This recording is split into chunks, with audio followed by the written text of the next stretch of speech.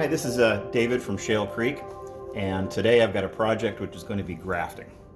Now, the tools that you're going to need is you're going to need some rootstock, or you might be grafting to your own tree that's in your own backyard. The principles are going to still hold true to that. We've got grafting tape, which is really similar to saran wrap that you might have for wrapping sandwiches and whatever else you have, just cellophane type wrap that you've got in your household kitchen. A very sharp, brand new blade on some kind of handheld box cutter. You're going to need a pruning shear for yourself. You're going to need a cutting off of a tree, whichever one that you're wanting to graft onto it. A lot of people don't know this, but if you want a Honeycrisp tree, how do you make it? How do you create that? How does a nursery have 5,000 Honeycrisp trees sitting on a lot and then distributes them off across the country? Well, so what they do is they take a cutting on a tree, and that cutting is exactly the known variety that you want, and that's always going to reproduce true. So technically these are all clones. So if I have an orchard of nothing but Honeycrisp isn't going to pollinate itself. It needs a different pollinator. So it's important to know that an orchard has multiple types of apples. They have to in order to do cross-pollinating. So we take a scion, and that's what this cutting is, and we place it onto a rootstock. Now, pardon the noise around here. We have a lot of wind going on right now, and I'm out in my barn. So we're going to cut this in a particular way. It's called whip and tongue, and we're going to do the exact same thing with the scion, and then we're going to graft these, put them together to make them as one, and that's going to be held aside and later planted. We're going to put that in a pot, but not on this video. So I use also, this is the last supply you need, is a lab grade parafilm. The parafilm is it almost resembles a type of wax, and when the buds come out of the nodes, it'll punch right through it, so it's fairly weak. But the advantage of this stuff, and this is what it looks like, I'm cutting this down, so I'm using like half-inch strips, half-inch to three-quarter strips. The advantage to this is that it keeps the scion moist. And that's really important because initially we're trying to match up the green layer inside this bark, which is called the cambium, to the cambium of the rootstock. And if you start getting foreign materials in there and it starts to dry out, basically if you cut this too short, the rootstock too short, it could die. And then this just dries out, withers away.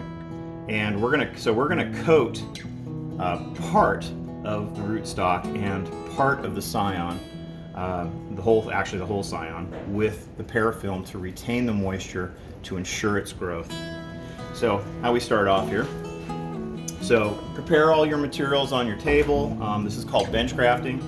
You want to cut your strips down because you notice these come quite a bit thicker. You'll also want to have some tags. In this case, we're going to be grafting some Macintosh.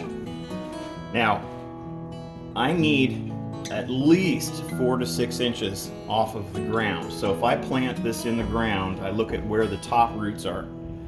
This is where my starting point is. So initially, I'm going to look at about 6 inches. And I'm doing this for dwarf rootstock in particular because I want to make sure that this graft is high and dry. Now, if you think about it, if this was, we're looking at an 1/8 inch stick here, or maybe quarter inch stick.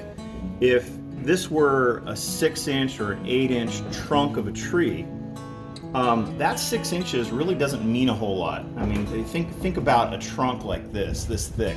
That 6 inches really isn't sitting that high. It looks like it's a high position when you're sitting here grafting it, but it really isn't. So we're going to start off here clipping this off.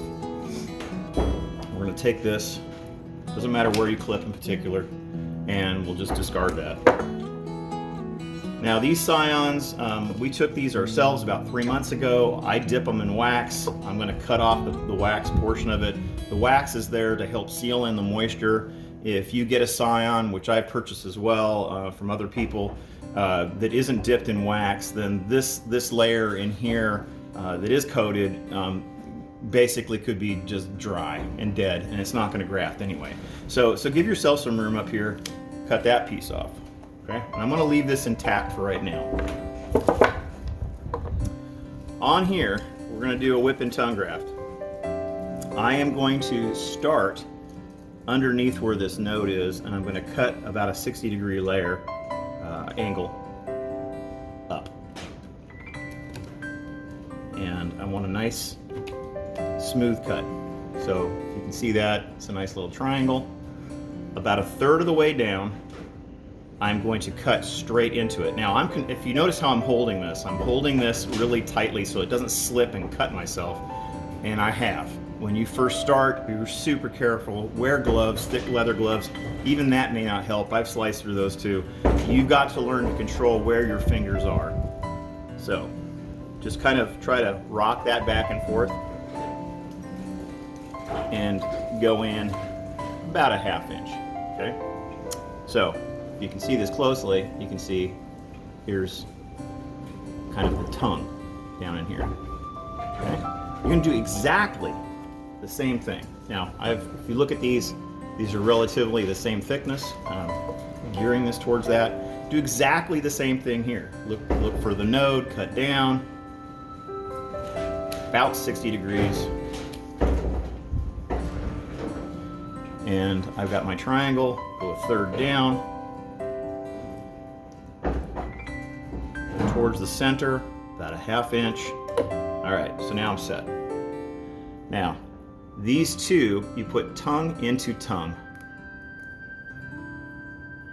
And then, see, these aren't exactly the same, they're close.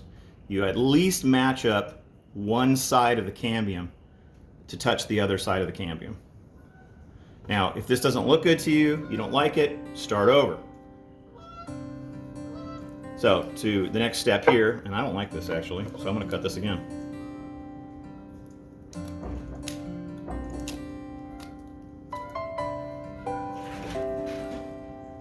This is my first graft of the season, so you have to allow me my excuse here. I usually do better than this.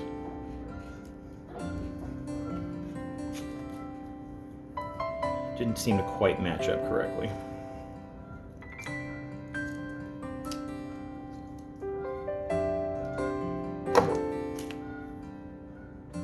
And that's okay. Yours may not also. Get tongue into tongue. Oh, that matches much better.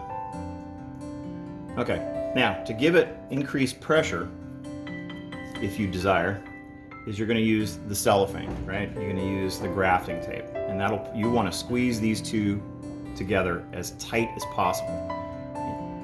And you're really going to put pressure on here. So as you're twirling it, and that's the advantage of bench grafting, as you're twirling it, you put about 3 or 4 turns on here, and that's really compressing it tight. All right, next step. Each little branch is the node.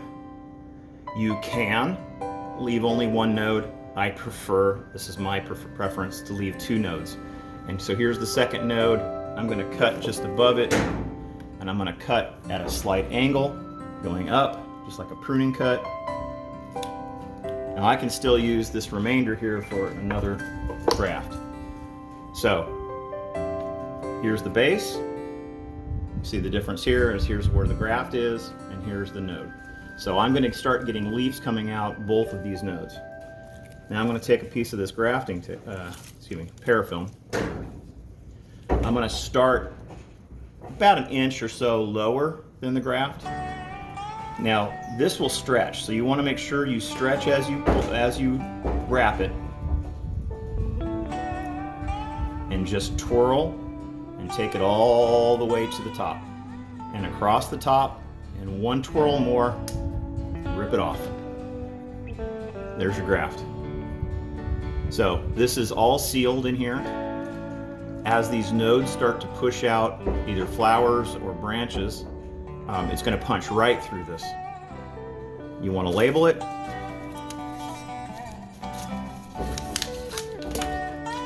Stick this on here. Of course, I'm going to be doing 30 of these, so it's not going to really matter that I need to label it, but you should always have a habit of labeling it.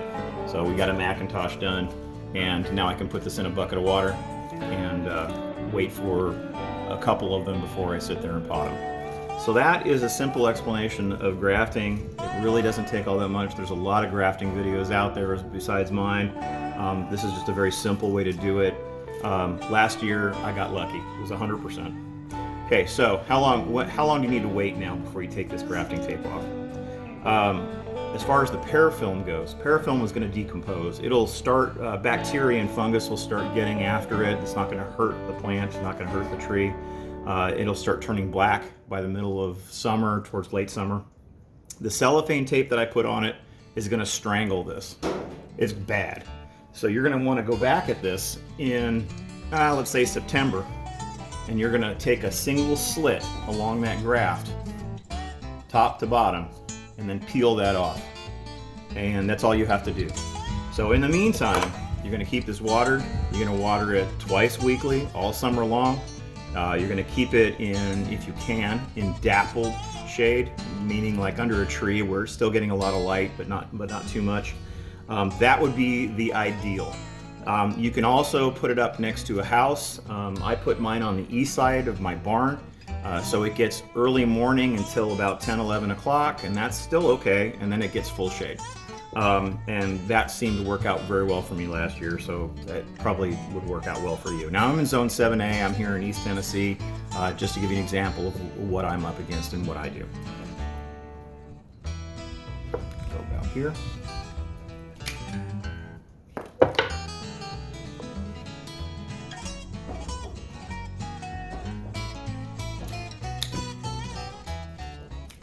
Notice the blade's going away from me, not towards me.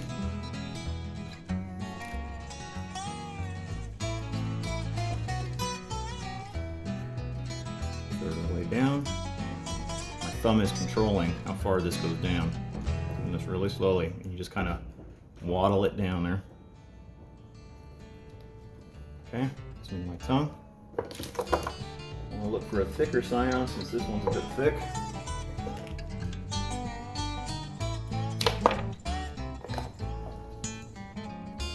Give myself about the same angle.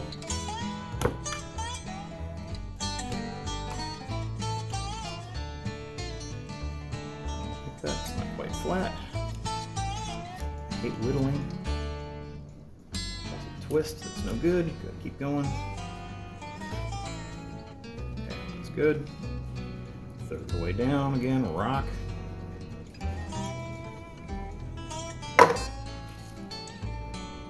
Connect those tongues in together. Match up the cambium.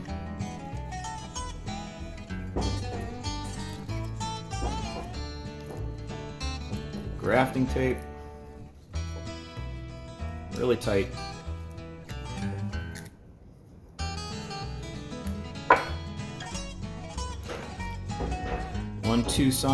Two nodes.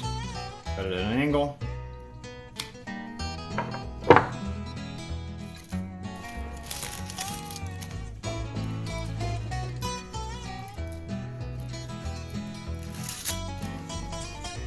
Parafilm.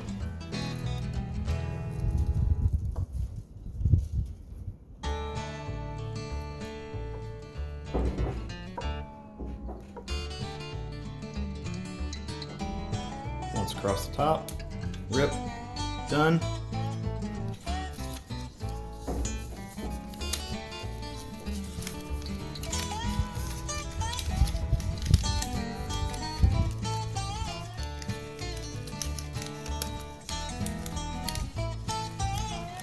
Labeled, complete.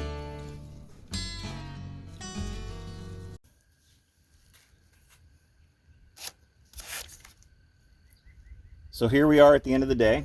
I've completed about 50 apples, grafting from beginning, which is making the labels, to doing the grafting, to putting them in the pots, to putting them in this position. Has been a good couple hours. Some of these, like this one here, I've had to do a side graft on here, aside from the whip and tongue, and that's because the scions were just very, very small.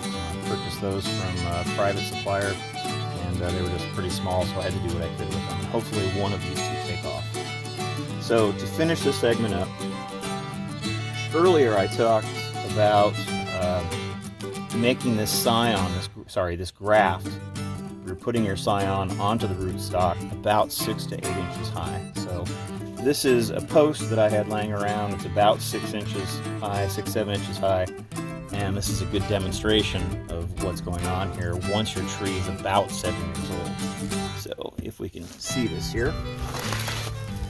So here's your tree in the ground, and let's assume that right now as this whole plant, so this whole tree sits, is exactly here. So you had no settling going on once you planted this tree on the ground. You have a nice, big, thick trunk of your tree, and your graft is sitting nice, high and dry. This is the ideal situation. Some of you like to amend the soil, and you have that option to do that. When you do amend the soil, a lot of people put a lot of peat moss and other materials in the soil. They loosen it up and they bury it just like these are. And what starts to happen is that as that peat moss decomposes and as those other nutrients that you added into the soil decompose, that graft starts to settle. So the soil level, by comparison to the trunk, starts to come up, and that graft is only a few inches above the ground. What you run the risk of doing then is that graft union can develop collar rot if it stays wet. So you want to make sure that when you do plant these trees eventually, that they're nice and high, that the soil is very compact, and that you try to bury that graft in such a way that it's the same height above.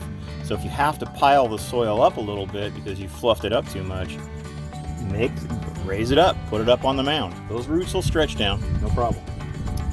That is one thing I wanted to show.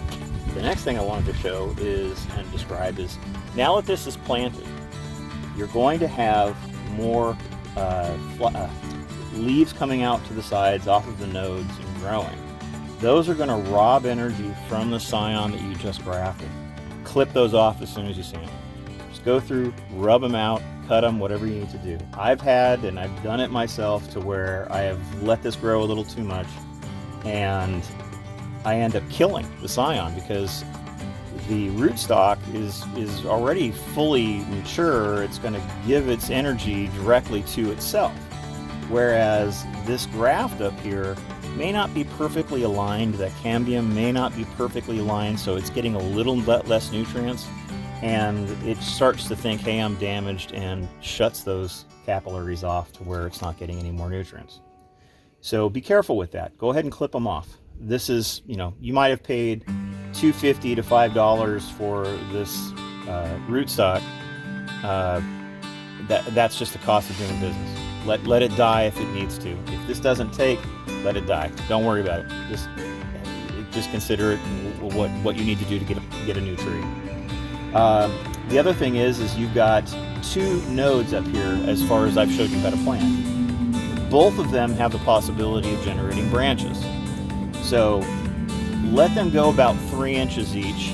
Pick out the best shaped one, the one that's doing the best, the one that looks like it's going to be a good leader, and stick with that one and clip the other one off. And that's going to be a couple months from now. All of these nodes here are going to start popping through this parafilm. That's perfect. That's what it's supposed to do. This really doesn't last long. You don't have to cut this off.